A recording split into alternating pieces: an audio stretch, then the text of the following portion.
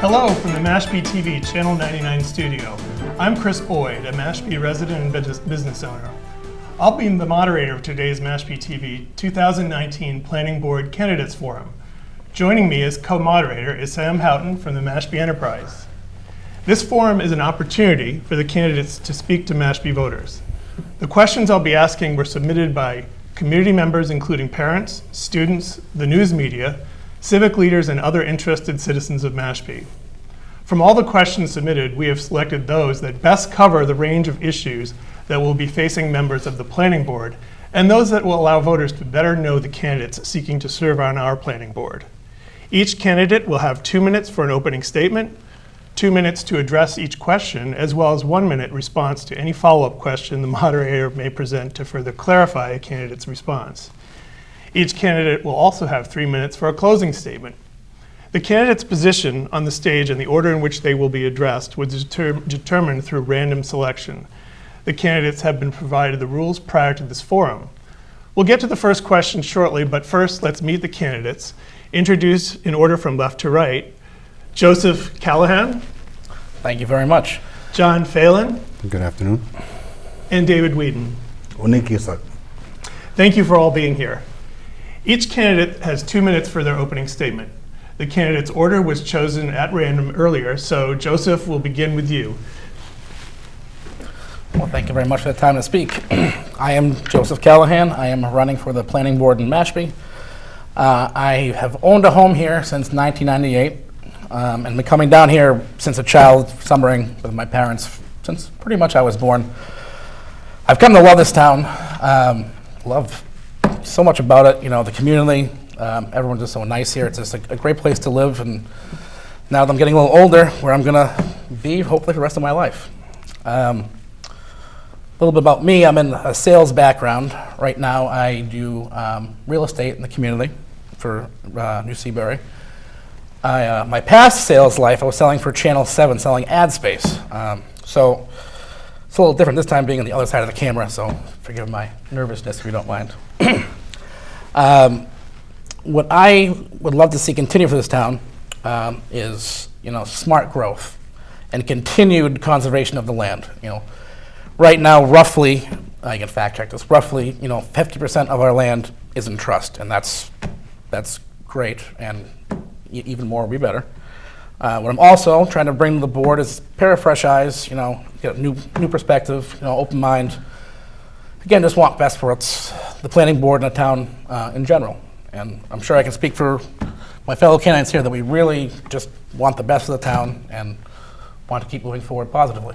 So thank you very much. Thank you, Joe. Now we'll hear the opening statement from John Phelan. John. Hello, my name is John Phelan, and I've been working for the town of Mashpee Fire Department since January of 1991. I've dedicated myself to my job and this community ever since. My wife Darlene and I have been married for 36 years and raised our 2 sons here. We've had the pleasure of watching Mashpee grow and thrive throughout the last three decades. As your deputy fire chief, I've had extensive training in plans review and currently credentialed fire prevention officer 1 and 2. And as the deputy fire chief, I work closely with the building department and the various inspectors. I believe that I bring my multifaceted experience to the planning board and feel I am well prepared to serve the residents of Mashpee. My interest in the planning board is primarily focused on 2 points. The Town of Mashpee Comprehensive Plan was written in 1998, and that data was based on some 1992 data that was collected, when the town population was a little more than 7,000 residents. Clearly, there is a need to update the plan to more clearly reflect the needs and wishes of the town and its residents, as well as the Cape Cod Commission recommends that our plan be updated every 10 years. So as you can see, it's well outdated. Secondly, at last year's fall town meeting, there was a discussion regarding a zoning bylaw on parking facilities. A comment was made by our retired town planner that the bylaw had been in effect for over 25 years. Like the comprehensive plan, our zoning bylaws need to be updated, reviewed, and modified to reflect the needs of the community and any other applicable regulations rather. Our town has grown, and a one-size-fits-all approach to zoning bylaws is not an effective way to manage our future planning. I feel the planning board should work closely with our town planner and develop a framework for reviewing and updating those items. Thank you. Thank you, John. David, your opening statement. Hello, residents. My name's David Whedon. I'm a Mashpee Wampanoag tribal member, proud Wampanoag member, and I work for the Mashpee Wampanoag tribe. As part of my duties, I am the interim director of the Historic Preservation Office, and with that, I'm concerned with all the historic properties. Typically, we review plans, work with interagencies and federal agencies to figure out and solve problems and mitigate adverse effects to historic properties. So I'm very passionate about the history of Mashpee, being raised here in my teen years and coming here off and on to see my grandparents since I was a child. Mashpee's in my roots. My mom was born here in the front room of the parsonage, and my grandparents were born and bred here. Our people have been here for thousands of years. With that, I have seen too some of the growth, and for a long time, for about 15 years, Mashpee was the fastest growing town in the country, a lot of which was pushed by developers, and I don't think that it was smart growth. We built too fast, and I think that we need to slow down and protect the historic properties. Mashpee has a lot of rich, unique history that I'd like to promote and express to the world. I think we also have to protect our natural resources, and we're a sole source aquifer, so we have to be mindful of what's below us and how our decisions affect our water source. Thank you. Thank you, David. Joe, the first question goes to you. All right. What do you see as the role of the planning board, and how do you think it can help the town grow? Well, what I would say that is, with coming with open-mindedness, we are here not to have hard-line issues and sides beliefs per se, but we're here to follow what the bylaws that were put in place by the people at town meeting. So we're just facilitators trying to put forth what actually the town wants. And I would like to do that as possible with every bit of an open mind, because really, as we all want the town to keep going in a positive and good fashion. David, what do you see the role of the planning board, and how do you think you can help the town grow?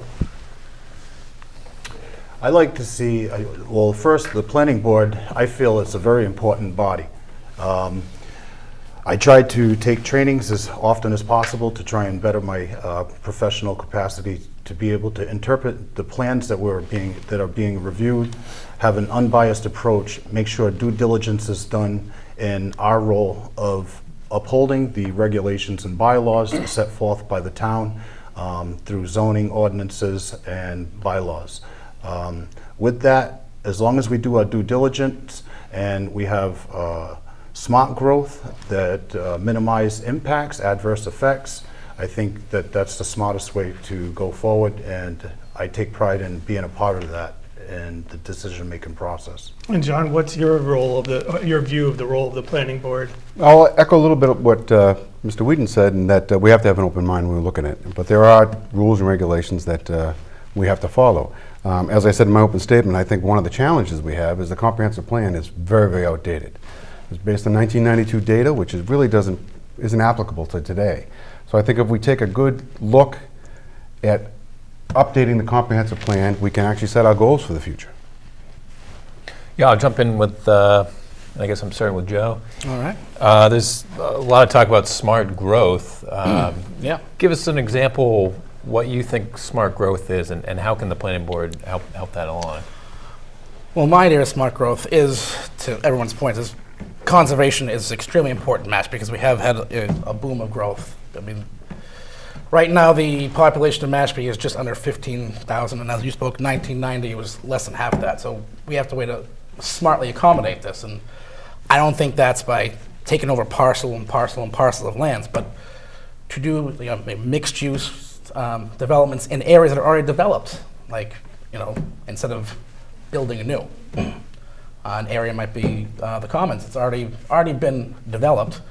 Why redevelop somewhere else? So if you could focus on areas that have already been developed, so you're not to force upon new parts of the town. All right, and John Sam. Well, in 1998, the town developed the Open Space Incentive Development Program, they call it the OSID. And again, that hasn't been updated in many, many years. I think the last time they looked at it was 2005. The challenge with that is our current bylaws don't allow us to, because one of the things I see a problem with is we don't have affordable housing. And I'm not talking about Habitat for Humanity housing, because we do see that. There's 2 or 3 of those going up every year. What I'm talking about is affordable housing for the working class, the regular working class that don't qualify for that Habitat for Humanity homes. And the challenges we have is that some of our bylaws right now, or one of the bylaws specifically, requires at least 20 acres. Well, there are no 20-acre lots available to have more cluster zone type housing. So there's some modifications we need to do that allows for growth and allows for us, because the town has to grow. We can't just put everything in land and trust, or we can't put everything in conservation land. We do have to allow for growth if you're going to sustain your community, because as things go on, things cost more money. So you have to have some growth. So I think if we look at the zoning bylaws, we look at our comprehensive plan, and we move forward with a very balanced, need-based plan that works for everybody. And David, what do you define as smart growth, and how do you see the planning board helping that? As John said, you know, the Cape Cod Commission is a valuable resource.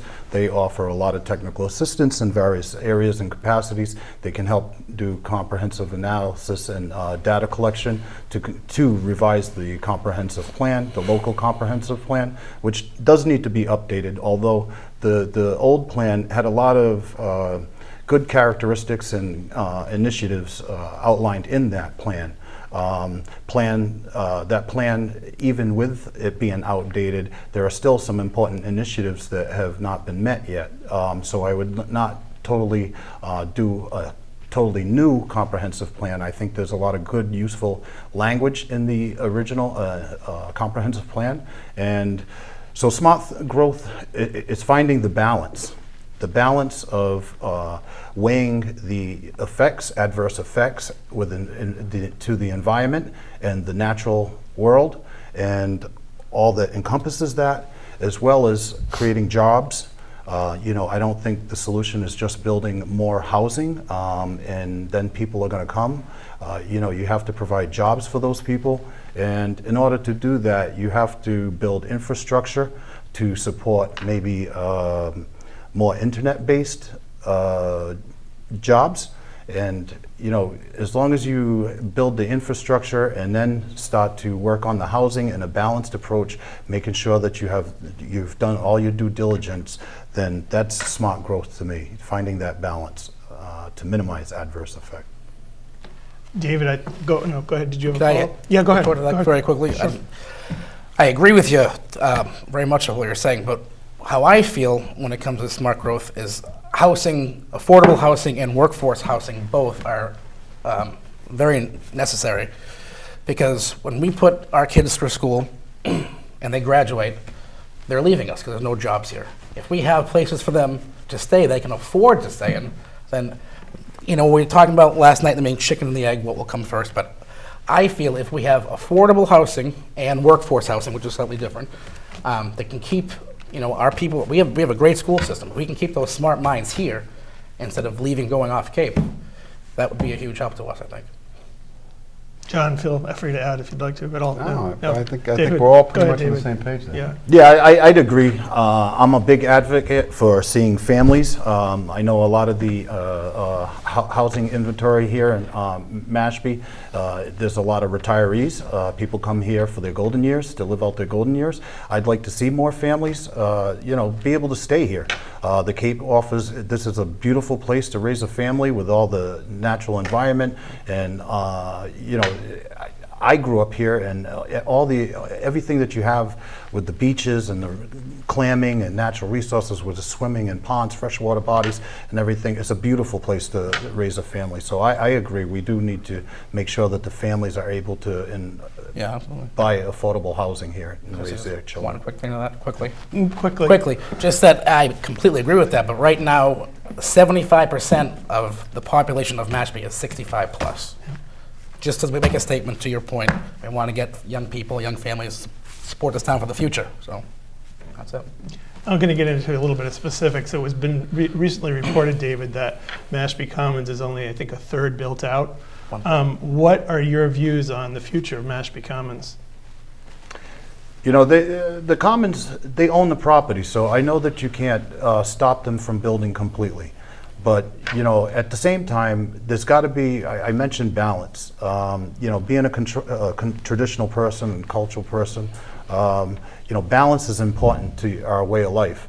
And to find a balance to where, you know, I understand they have to make a profit, I understand they own the property, but I'm not willing to sacrifice the environment. The Commons is between two of our major rivers. The rivers are not in the best conditions. There's been water studies that speak to that. And, you know, I don't want to see Mashpee become Hyannis and Falmouth. I don't want it to see, you know, a metropolis. So, I mean, where is that balance? And to build out, you know, a lot of folks like to build, and then feel the people will come. You know, I don't think development is the key to all our answers and all our financial needs. So, you know, finding balance and understanding what the community wants, you know, and the height restrictions is a big issue for me. You know, I don't want to see skyscrapers in the middle of Mashpee. You know, that would be really repulsive, actually. And so that's where I stand on the matter with Mashpee Commons specifically. I think there is a way to do it. It just needs to be very well vetted out. John, your views on the future of Mashpee Commons? I think the Commons has actually done a great job with controlled growth. They're not building crazy, and what I see is they're building what we call taxpayers. We have apartments above and you have businesses below. So they're actually providing a workplace as well as a place to live. They've actually kept the prices down there as far as renting quite affordable in the grand scheme of things. So I think what the Commons is doing is actually quite nice, and it's laid out quite effective. And I think they've done a great job. They have their own sewage treatment plant, which allows for, there's no issue with the river. And it's a very well done plant that the town itself utilizes for some of our municipal properties. So I think they've done a good job. I think they've been smart with their growth. They've been following the rules. And they've been very cooperative with the town. So I think they're actually doing what we want them to do. I don't see it as, you know, random building. So, Joe, your views on future of the Commons? Well, I definitely agree with David. I do not want our town to become a Hyannis or Falmouth and have high rises. Absolutely not. However, I also agree with Jack here that they are doing a good job building out. Right now at the selectmen meeting last night, Buff Chase spoke that with their housing now, they have pretty much an even split of population from 25 to 49, I believe he said is a third, from 50 to 65 is a third, and 65 plus is a third. And I think the growth that's needed there is more mixed use. We need more places to live overall, Cape Cod in general. And those would be mainly, what he said, more apartments, which would be more aptly available to people looking for housing. But I am all for adding more homes and mixed-use commercial, if possible. Yeah, John, I'm going to jump in with you, and I think this is a question for everybody, but you were saying the Commons is a nice place, and I don't think anyone's disagreeing, but when, you know, we heard last night that they've only developed 1/3 of their land. If you have two, and I'm not going to say they're going to do 2/3 more, but let's say they double what they have now, you're going to have, there's already traffic problems there. There's already, as Dave was saying, impacts on our on our estuaries. How do you see the planning board really getting in there and helping, you know, it grow smart, you know, in a good path? Well, I know some of the things that have come up with the form-based code there, and which help identify and actually guide what they do in the future. I don't think in any stretch of the imagination that they're going to go for a complete build-out. I don't think it's smart business-wise. I don't think they're going to have a deal. Right now there's over 100 residents that live there year-round with the apartments, which is nice because that actually keeps the Commons thriving because you have permanent residents there. I think they are willing and open to discussions with controlled growth and making sure that they don't impact the town unnecessarily. And I think they're willing to work with all the partners and stakeholders that are involved. So I think as long as we work cooperatively and keep the lines of communication open, I think it benefits both sides of the equation. Should I go on to the same question for everybody there? Absolutely. Yep. Don't make me repeat it, but There's a long one. Yeah, could you repeat the question? no. Stay focused. Essentially, I think the Commons is. I think we can all maybe agree that it's nice now, but they're talking about potentially building out a lot. And I guess, how do you see the planning board as talking about smart growth? How do you see the Commons going forward as your role in the planning board? Well, I look forward to the discussion. I think with healthy discussion, with everybody being balanced and fair, and asking a lot of questions, you end up with a better product. So with that, I encourage the conversation, sitting down and working through the process. Whether it's the mixed-use development or form-based code, that remains to be seen. I want to do what's best for the town. As long as we can factor in, watershed with the,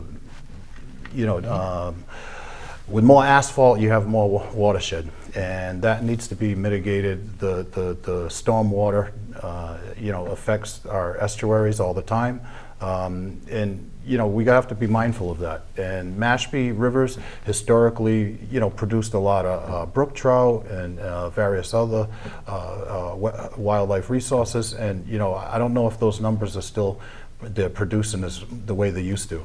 So there's already damage done. We don't need to just maintain the status quo. We need to heal the rivers, the damage that we've already done. So how do we get to that? And that's the discussion that I'd like to, I encourage and look forward to. And the other thing is, with low-income housing, I'd like to make sure that, there's some of the houses in there are able to be purchased by people that actually work in there. Not the owners of the business, but the actual workers. And, that's the concern for me. I don't know that the people that are employed there can afford to live there.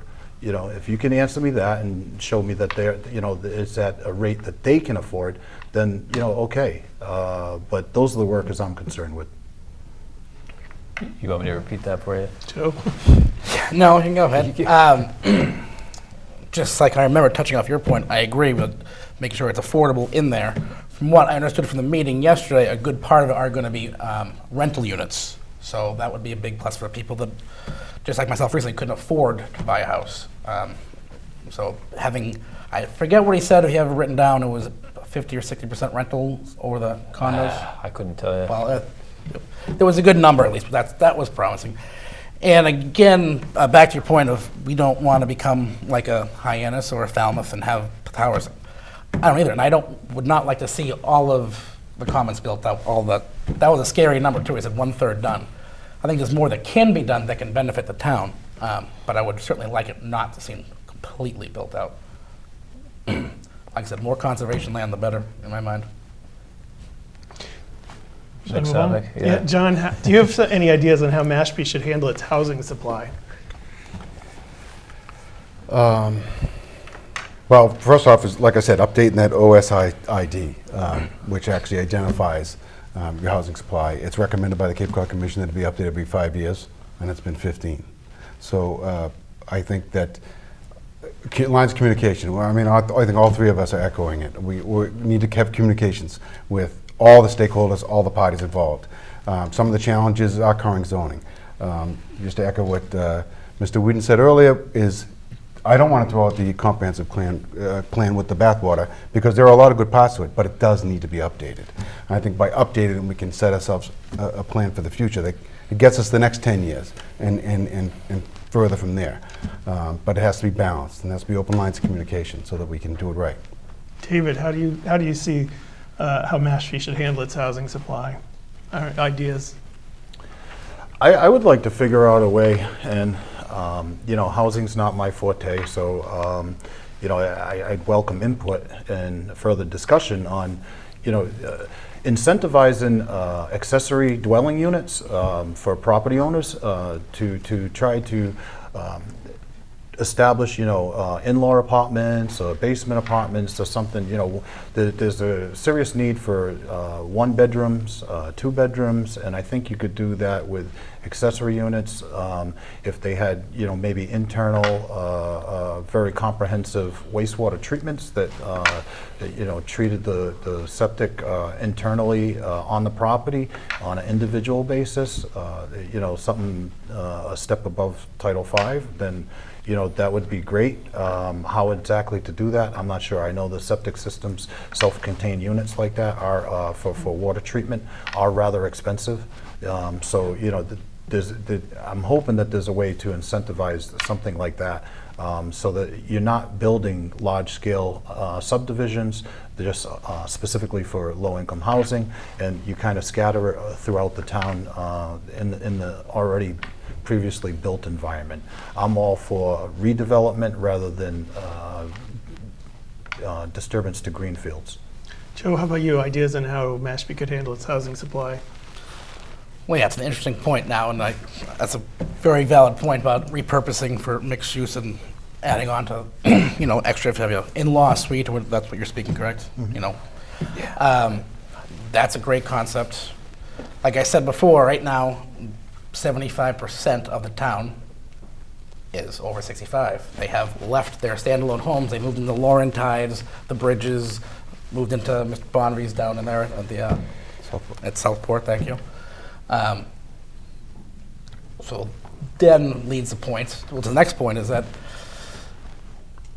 we are right now, I believe, our median price for homes are one of the highest in the area, in the state, and our median income is below that. So we need to find a way to make that work so people can come back and buy these houses that the older folks are moving out of.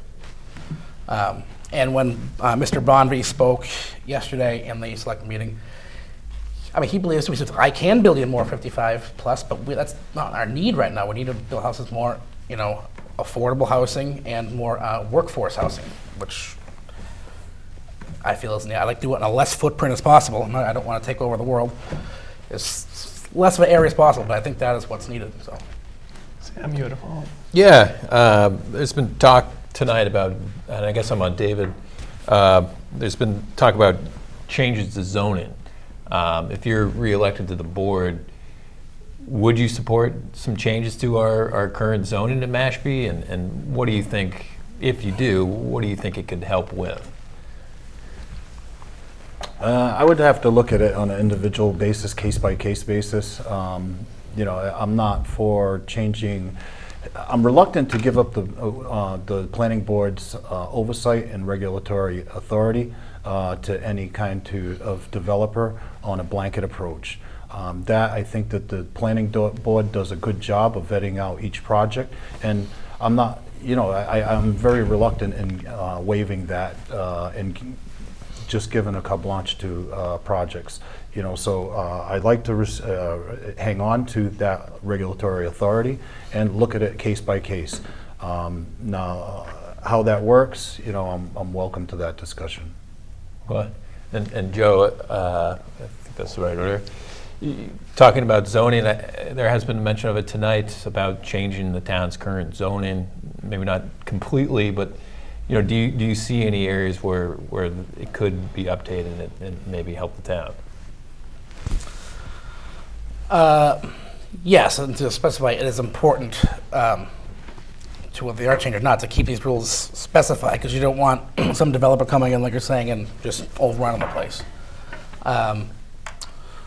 When it comes, I think my biggest point is with availability of doing mixed use projects and making those more available, which I think would be beneficial to the town, bringing money in the town and keeping and bringing younger people in. That's the biggest point, I think, is we have our older generation and they're in the retirement age, but we got to find workforce people.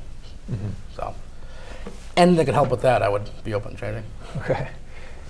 And I'm a firm believer that we need to evaluate all our zoning bylaws. Many of the zoning bylaws that went into effect in the 90s. They've been looked at, but they've never been amended or updated. One of the challenges for any developer is, and I pointed out earlier, that zoning bylaw 174-46 says you have to have a minimum 20-acre lot before you can even think about bringing in some cluster housing. Now, I'm not talking about, pack them in like an apartment complex, but throwing me for a loop here. The cluster housing, I thought you were telling me to stop. By changing or modifying their bed, I agree, we don't give carte blanche to the developers. The planning board needs to stay involved, but having a limitation right from the get-go, the 20-acre minimum, does limit anyone's options because there are no 28-acre tracts available in town. I don't want us at all. I think we can learn a lot of lessons from what's happened down Cape. Nothing against Hyannis or Yarmouth, but I do not want to look anything like that. I think it's really not good for our community. I love this community. I've been here for 3 decades and I love the way it looks, so I want it to stay that way. But I think we do need to go look at all the bylaws. I'm not saying change them all, but look at them. See if they're applicable to today, to whether it's applicable to the current regulations or the needs and wishes of the town people. If I may, I would also be more welcome to change when it's driven by the general constituents of the town. When it's driven by developers, I get really nervous.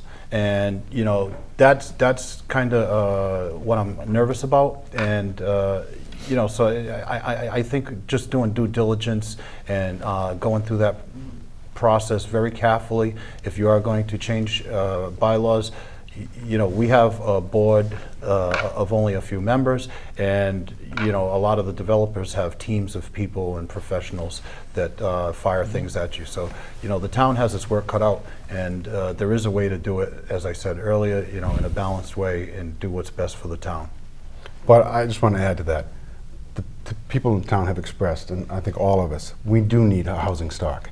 And by modifying the bylaws, we're making it available for developers to provide the housing stock for our people. So we are actually listening to them.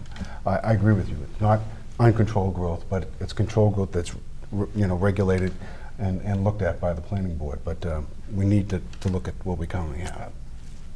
Absolutely. Yeah. Any further to add there, Joe?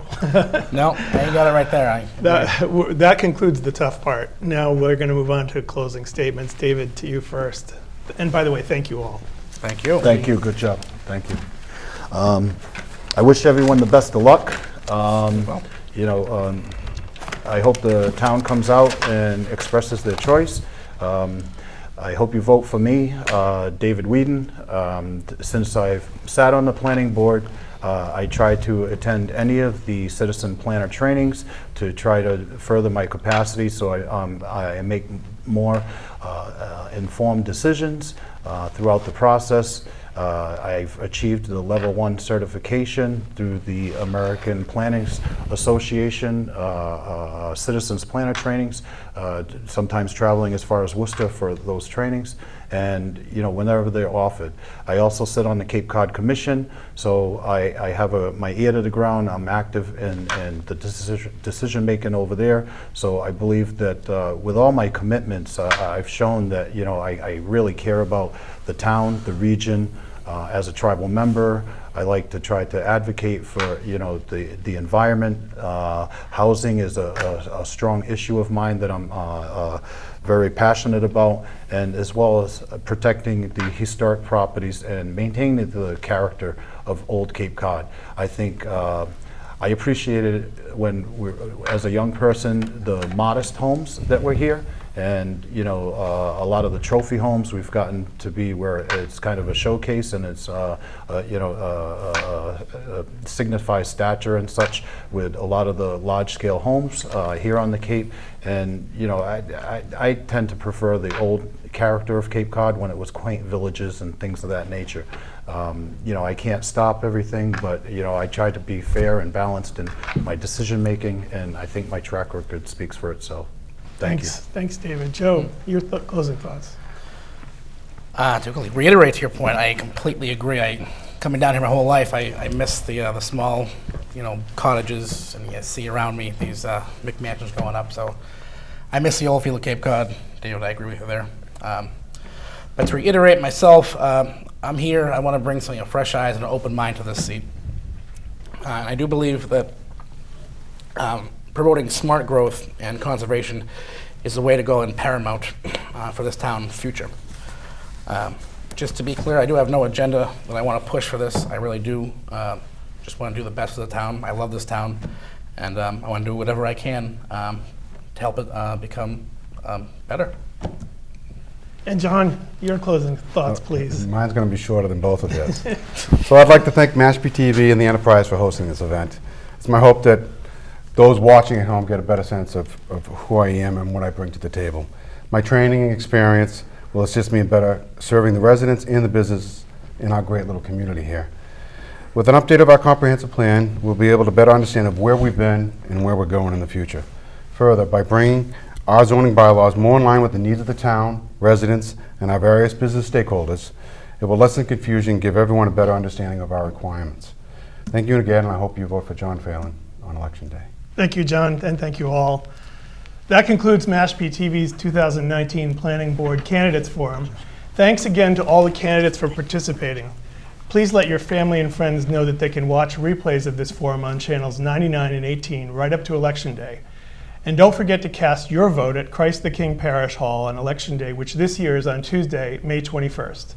The polls are open from 7 a.m. to 8 p.m. With my colleague Sam Houghton, I'm Chris Boyd. This is MashpeeTV. Thank you for watching.